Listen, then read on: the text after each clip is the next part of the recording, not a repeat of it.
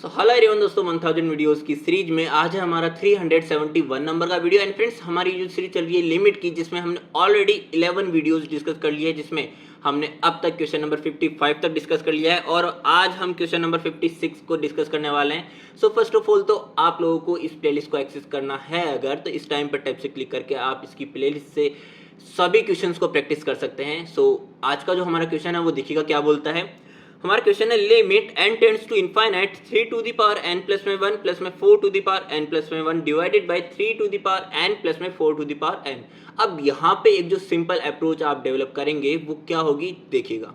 यहाँ पे अगर मैं ऑब्जर्वेशन की बात करूँ तो यहाँ पे अगर मैं 5 टू द पावर 50 की बात करता हूँ तो ये हमारे पास में इनफाइनाइट की तरफ अप्रोच कर रहा है, क्योंकि हमारी जो 5 है पॉजिटिव वैल्यू है, ग्रेटर देन 1 है, तो यहाँ पे 5 का स्क्वायर 25। अब इसी तरह से बड़ी से बड़ी वैल्यू आती जाएगी तो इनफाइनाइट की तरफ अप्रोच करेगी ये चीज। बट अगर मैं 5 की जगह पे 0.5 कर देता हूं तो यहाँ पे 0.5 को अगर हम लिखते हैं विदाउट पॉइंट के, तो यहाँ पे मैं कहूंगा कि 5 multiplied by 10 to the power minus का 1, जिसकी अगर मैं पावर 50 करता हूं तो यहाँ पे 10 टू द पावर माइनस 1 जो है उसकी पावर क्या हो जाएगी 50 हो जाएगी, माइनस का 50। यानी कि हमारे पास में 5 to the power 50 multiplied by 10 to the power minus 50, तो यहाँ पे 0.00000 बहुत छोटी वैल्यू आने वाली है, जिसका मतलब कि मैं कह सकता हूँ कि ये जो वैल्यू आएगी ये टेंड्स टू 0 होने वाली है। ऊपर वाली जो वैल्यू थी वो तो इनफाइनाइट की तरफ जा रही थी, बट नीचे वाली जो है वो फाइनाइट वैल्यू की तरफ अप्रोच कर रही है, जो कि हमारे पास क्या होने वाला है 0 होने वाला है।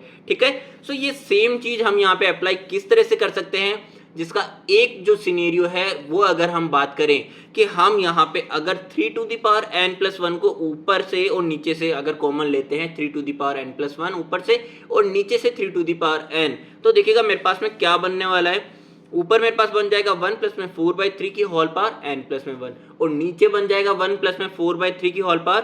n। ठीक है, सो यहाँ पे आएगा मेरे पास में n। अब यहाँ पे जो एक चीज आप ऑब्जर्व करेंगे वो ये कि हमारे पास में जैसे 4/3 है, सो 4/3 क्या है ग्रेटर देन 1 है। ठीक है,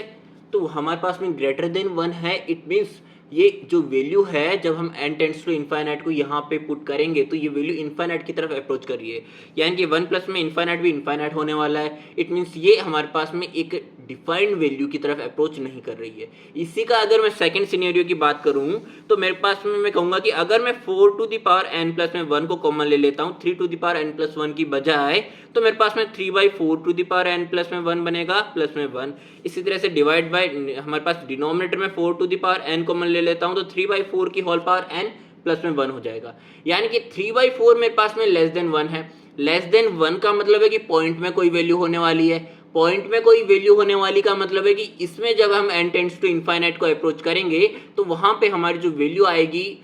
कंक्लूजन जो भी रिजल्टेंट वैल्यू आएगी वो हमारी टेंड्स टू 0 होगी, यानी कि एक फाइनाइट वैल्यू की तरफ अप्रोच कर रहा है ये, यानी कि 0 प्लस में 1 ऊपर भी नीचे भी 0 प्लस में 1, और हमारे पास में multiplied by 4 to the power n plus में 1 divided by 4 to the power n। अगर मैं इन दोनों को सेपरेट करके लिखता हूँ तो 4 to the power n multiplied by 4, यानी कि 4 टू द पावर n से 4 to the power n cancel out हो जाएगा और रिमेनिंग रहेगा 4, जो कि मेरा आंसर हो जाएगा। सो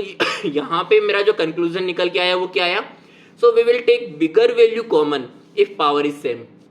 पावर सेम था n प्लस 1 ऊपर नीचे n, और हमारे पास में अगर हम बड़ी वैल्यू को ले रहे थे तो हमारे पास ब्रैकेट में जो बना वो हमारे पास में लेस देन 1 बना, जिसके कारण ये फाइनाइट वैल्यू की तरफ टेंड्स टू किया, जिसके कारण हमें 0 मिला और हमारा जो रिजल्टेंट आंसर आ गया। ठीक है, सो दोस्तों ये था हमारा आज का वीडियो। मिलते हैं हमारे नेक्स्ट वीडियो में, तब तक के लिए अपना ध्यान रखिएगा, और अगर आपको वीडियो समझ में आई हो तो जरूर से चैनल को सब्सक्राइब करें एंड वीडियो को लाइक करें।